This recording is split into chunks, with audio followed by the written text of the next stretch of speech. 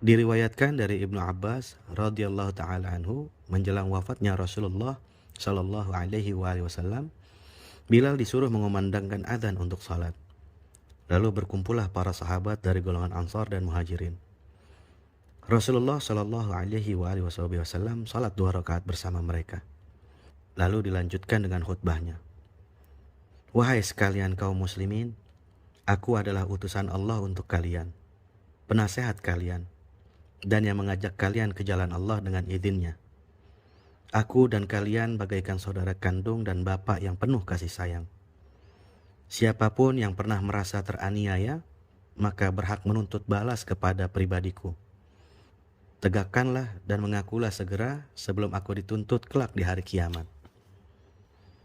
Tiada seorang pun di antara mereka yang mengaku dan menuntut balas terhadap beliau, sehingga beliau mengulangi untuk kedua dan ketiga kalinya.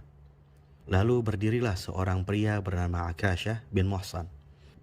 Ia berdiri di hadapan beliau dan berkata, "Demi ayah dan ibuku, wahai Rasul, kalau saja tidak engkau umumkan berulang-ulang, aku pun tidak mungkin mengajukan tuntutan ini. Sungguh, aku pernah bersamamu waktu perang Badar. Untaku berjalan mengikuti untamu. Lalu aku turun mendekatimu dengan tujuan supaya aku dapat mencium pahamu. Namun tiba-tiba engkau mengangkat tongkatmu dan memukul untamu untuk supaya jalan cepat. Dan saat itulah pukulan itu mengenai tulang rusukku. Aku tidak tahu pasti apakah itu disengaja atau tidak." Rasulullah Shallallahu alaihi wasallam menjawab, "Wahai Akasyah, itu memang tiada unsur kesengajaan untuk memukulmu."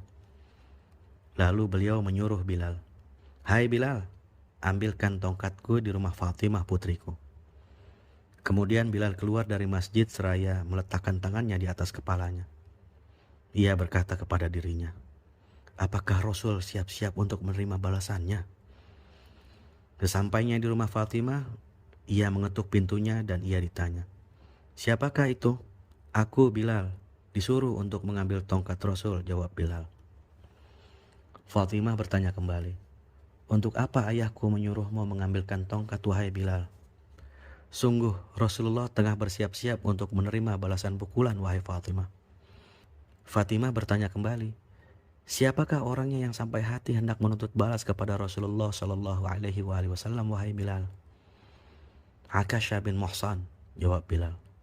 Setelah Bilal mengambil tongkat itu, ia segera kembali menuju masjid dan diserahkannya tongkat itu kepada Rasulullah Shallallahu alaihi wasallam. Selanjutnya tongkat itu diserahkan Rasulullah Shallallahu alaihi wasallam kepada Akasyah.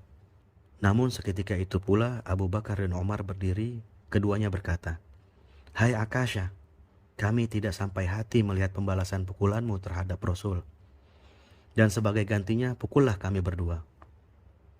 Lalu Sayyidina Ali radhiyallahu taala anhu pun berdiri dan berkata, "Hai Akasyah, sepanjang hidupku aku selalu di samping Rasul, dan aku tidak sampai hati melihat pembalasanmu terhadapnya. Untuk itu pukullah punggungku, perutku, dan seluruh tubuhku." Kemudian Rasulullah Shallallahu alaihi wasallam berkata, "Hai Abu Bakar dan Umar, duduklah dan tenanglah kalian berdua. Sungguh kedudukan kalian berdua telah diketahui di sisi Allah Subhanahu wa taala." Kepada Sayyidina Ali pun beliau berkata, "Hai Ali, tenang dan duduklah kamu. Sungguh kedudukan dan maksudmu telah dicatat di sisi Allah." Kemudian Hasan dan Husain pun berkata, "Hai Akasyah, tiada kenalkah kamu dengan cucu Rasul ini? Lakukanlah pembalasanmu kepada kami berdua sampai engkau puas." Rasulullah Shallallahu alaihi wasallam berkata, "Wahai buah hatiku Hasan dan Husain, duduk dan tenanglah." Kemudian Rasulullah Shallallahu alaihi wasallam berkata, "Hai Akasyah, pukullah aku jika kamu menghendaki." "Wahai Rasul, engkau dulu ketika memukulku aku tidak memakai baju atas," jawab Akasyah. Rasulullah Shallallahu alaihi wasallam lalu melepas pakaiannya, hingga menangislah semua orang yang hadir pada saat itu. Namun ketika itu pula Akasyah langsung menjatuhkan tongkat yang diberikan Rasul itu dan menciumi punggung dan perut beliau yang putih itu sambil berkata, Kutebus dirimu dengan jiwaku, wahai Rasul. Siapakah yang sampai hati memukulmu? Sungguh tindakan ini aku lakukan hanya untuk dapat menyentuh tubuhmu yang mulia itu dengan tubuhku. Dengan harapan tubuhku dapat terpelihara dari sengatan api neraka berkat kehormatanmu. Lalu Rasulullah Shallallahu Alaihi Wasallam berkata, ketahuilah wahai para sahabat, siapa yang ingin melihat ahli surga, maka pandanglah orang ini. Maka berdirilah orang-orang yang hadir dan menciumi di antara kedua mata Akasya seraya berkata, beruntunglah engkau telah memperoleh tingkat yang tinggi dan berkawan dengan Rasulullah SAW nanti di surga.